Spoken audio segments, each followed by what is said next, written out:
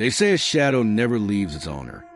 But in one forgotten African village, a young woman's shadow slipped away one night and began walking on its own.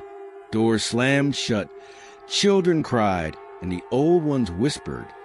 The curse had returned. What happens when your shadow no longer belongs to you? Tonight, we tell the story of the night her shadow walked without her. In the heart of an African village surrounded by thick forests and whispering winds, lived a young woman named Nyasha. She was known for her laughter, a sound so warm it could melt even the coldest night. But beneath her brightness lingered an unease that the elders never spoke about aloud. One evening, as the moon rose heavy and red, Nyasha walked home from the river. The villagers noticed something odd. The torches along the path cast shadows for everyone who walked past, everyone but Nyasha. She moved, but her shadow lagged behind, like something alive, hesitant, watching. Whispers spread quickly. Some said the ancestors were angry. Others swore they saw her shadow turn its head to look at them, though Nyasha herself had not moved. The drummer stopped playing that night. The fire seemed colder, and the old women muttered, "The curse is back."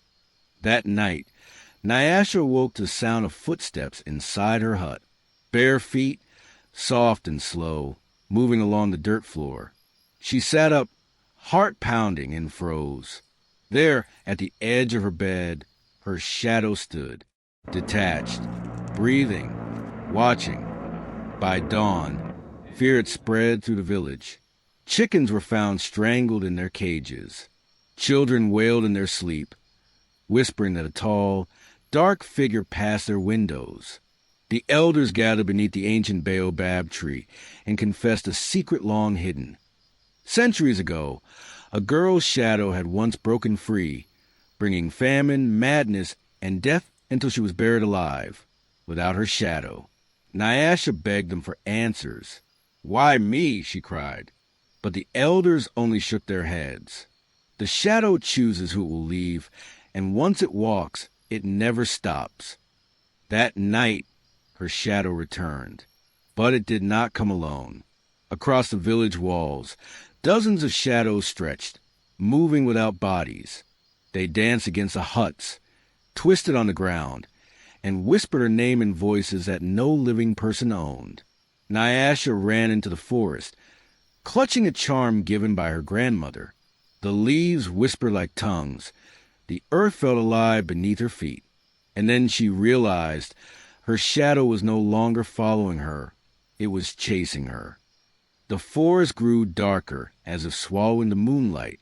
Nyasha stumbled upon an abandoned shrine. Its stones cracked, its carvings filled with dried blood. Her grandmother's charm burned hot in her hand, pulsing with life. She remembered the words, "If the shadow walks free, bind it with sacrifice or be consumed." Her shadow emerged from the trees, taller, hungrier, its eyes glowing like dying embers. Behind it, countless others swayed, souls of those who had lost their shadows long ago. Nyasha pressed a charm to her chest and began to chant, her voice trembling but steady. The shadows writhed, shrieking like torn fabric in the wind. Her shadow lunged, arms outstretched, face twisted like her own, but just before it touched her, the ground split open. The shadows screamed as they were dragged down into the earth, one by one. The forest fell silent. Nyasha collapsed, gasping as the crack sealed itself. She looked around, trembling. The night was quiet, but when she stood, the villagers swear she cast no shadow again. And to this day, they say if you walk alone on a moonlit night, you might hear footsteps behind you. Not yours, not anyone's, just a shadow, searching for someone new to follow. And so, the night her shadow walked without her became a warning whispered from one generation to the next.